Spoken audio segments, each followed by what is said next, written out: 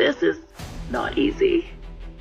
Coming out later in life to my family, the first person in my family to come out, coming out to people of church, losing that community, losing the stability of an 18-year relationship that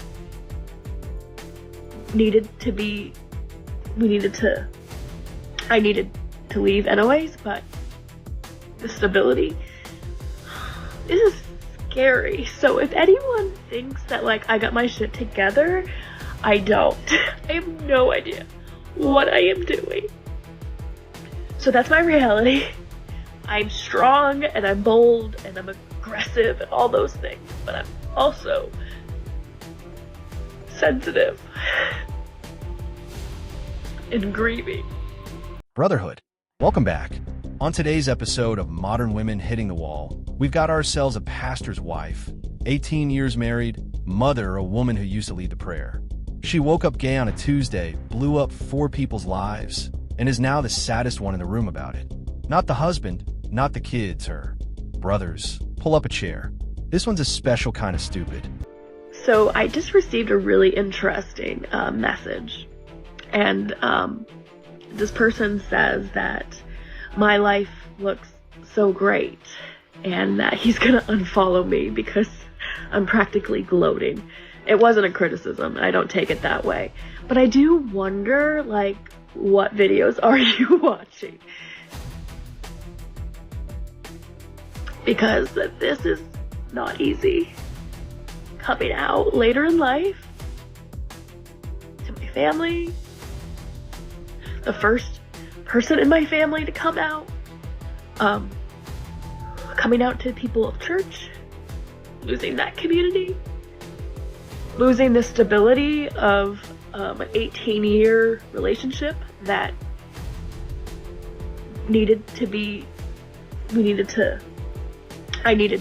leave anyways, but the stability, this is scary. So if anyone thinks that like I got my shit together, I don't. I have no idea what I am doing. So that's my reality. I'm strong and I'm bold and I'm aggressive and all those things, but I'm also sensitive and grieving. Brothers, some guy on the internet told her she's gloating. Her defense, what videos are you watching, sister? Yours. We were watching yours. And yeah, it does kind of look like a touchdown dance. Then she hits us with the slip of the decade.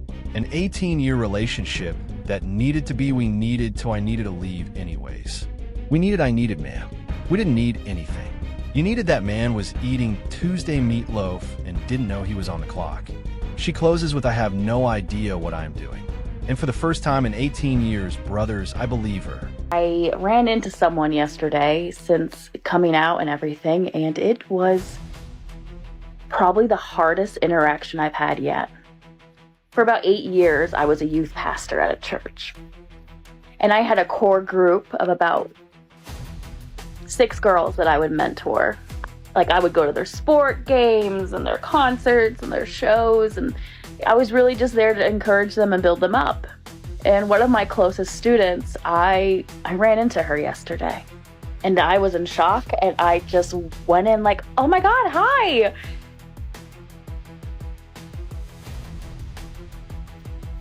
And the look she gave me was like disgust. Now, I didn't feel shame, and so that's exciting. I didn't feel any shame, but I was sad afterwards. That I realized how much time I had invested in people, and that they accepted me as a certain version. I was still Jessie then. Like, I didn't change. I got better. Yeah, I got better. Kind of ripped my heart out. Made me really sad. It's been a long time since I've been around church people like that. 8 years. She mentored that girl for 8 years. Taught her right from wrong. Showed up at her games. Built her up. Then walked into a parking lot expecting applause. Sister, that wasn't discuss. That was math. The kid was just better at it than you were. And then I got better. Underscore, yeah, I got better. Brothers, did you hear it? She blew up her family, lost her community, lost her church, and is now in a car calling an upgrade. We have officially reached the part of civilization where you ruin 4 lives and post it as a glow-up. This is the part of custody you don't see.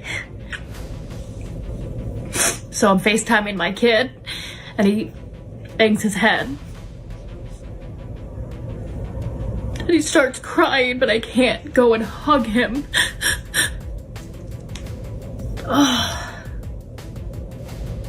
That is the hardest part of co-parenting, not being able to be there. And he's crying, saying, "I love you, Mommy. I just want to be there and hug him."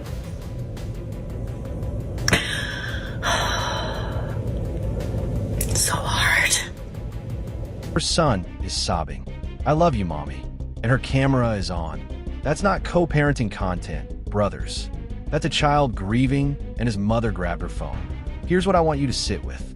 A man builds a house for 10 years. The night he gets the keys, his neighbor burns it down. Who's the bigger victim? The man who lost the house or the neighbor crying about the smoke? She lit the fire and she's filming the smoke. If a woman cries louder about a fire she started than the people still inside it, brothers, that's not a wife. That's an arsonist with Wi-Fi. Once again, my TikTok family has just been there. And I never would have thought that a social media app would literally be my lifeline. I never would have thought this, guys. I'm so thankful, and I've been absent on here for good reason.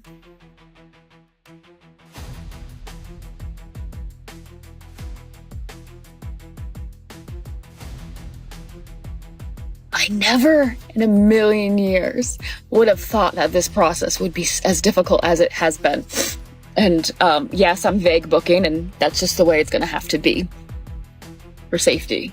And I just had friends. And guys, I've met these people once, twice, a couple times. They're like, "You can come hang out."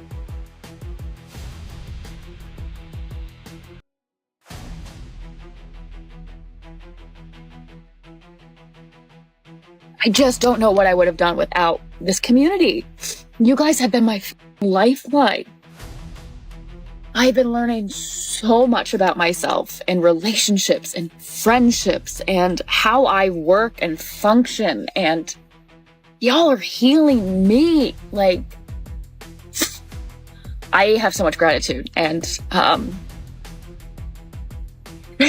just can't thank you enough. I am okay. I don't need any messages about and trying to rescue me, none of that shit.